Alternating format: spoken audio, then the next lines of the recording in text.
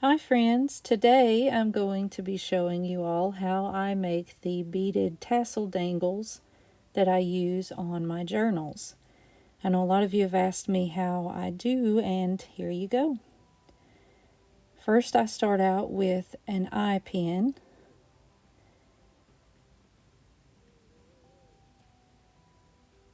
and that's what I'm getting here, and then I put a couple of spacer beads.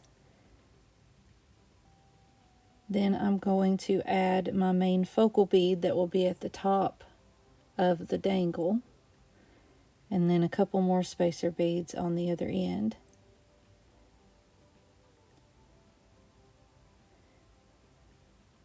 Next I'm going to take my pliers that have a built-in wire cutter, and I'm going to cut the excess of the wire off, leaving about 1/4 of an inch so that I can make my loop on the end.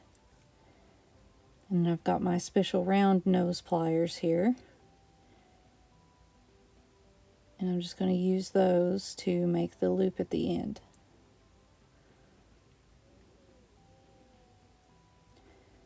I apologize about the camera not focusing too well here,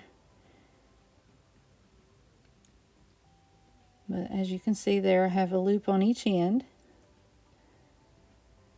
And now I'm going to take a jump ring, attach it to the top of the focal bead, and then I've got a lobster clasp, and that's how I'm going to attach the dangle to the journal or to the paper clip bow that you can see in the top left corner. Next I'm going to be putting a jump ring on the bottom and adding my chain, and I usually cut my chain to about 3 3/4 inches long,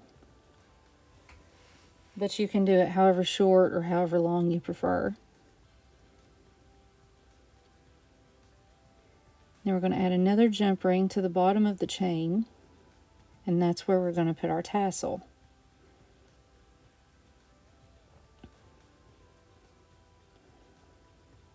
So there is the main part of the dangle, and the chain there is where all the beads will attach to.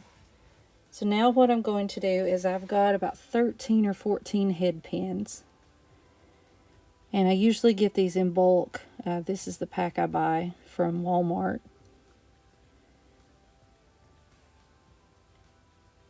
I'm just going to take each head pin, put a spacer bead first, and I already have a selection of beads, as you can see in the container here, that would match my bow that I'm going to attach the dangle to. And so I'm just going to add each bead to one of the head pins, and then cut off the excess again to about 1/4 of an inch so that I can make a loop at the top. And that's how I'm going to attach that bead to the chain, using a jump ring.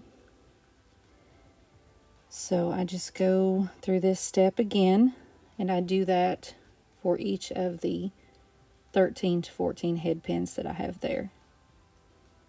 And I'm actually going to speed this part up after I do a few of these, just so the video won't be so long, since it is the same process repeated. I do like to use a variety of different beads, as you can see here, different shapes, different sizes.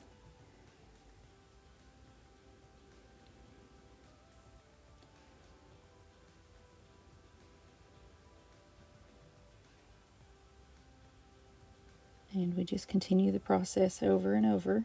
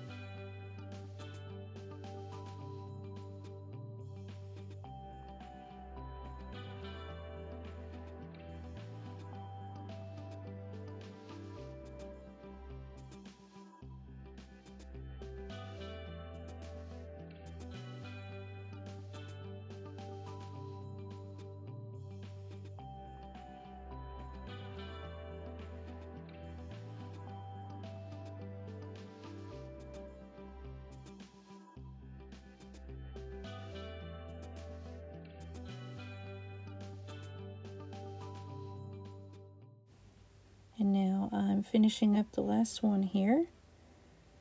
I'm just going to clean up my area a little bit, and then we're going to start attaching those to the chain. So I'm going to take smaller jump rings now than I used before. Of course, that part doesn't matter, it just depends on your preference. And there's really no rhyme or reason to how I attach these, in what order. I basically just start adding them to the chain, starting at the top. And then each time after I put a bead on, I just check to see how it looks when it's hanging, just to make sure it's hanging in the right places. And that's about all I do, is I just eyeball it each time I put a bead on. As you can see here, I hold it up against my hand to see how it looks. And then we just continue the process until we have them all on. And now I do like to leave about 1/4 to 1/2 inch at the bottom of the chain, just to keep things from hanging over the tassel. I don't like to have beads hanging over that part because it makes it bulky. But I'm going to speed it up here again, and you can see how I add these, and then I'll be back with you.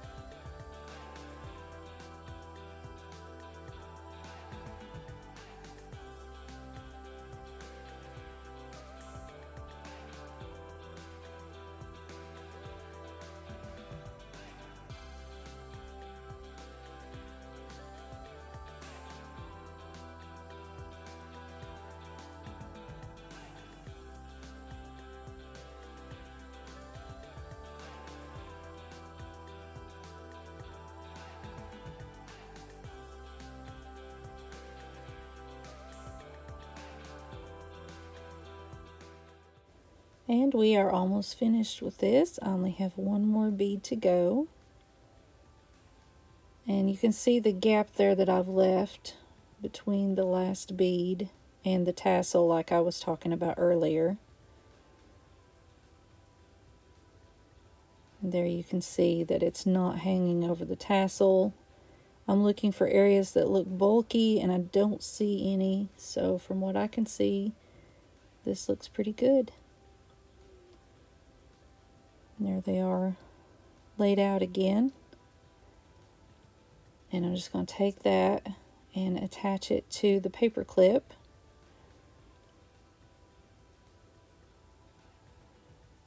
I put the paper clip on a bow that I had, and then I hot glued the bow on the back so it would stay in place. And there you go. Here's some other examples of some dangles I've made. This was for my Tea and Mama Journal scripture plan in December. This was the journal I made for that scripture plan.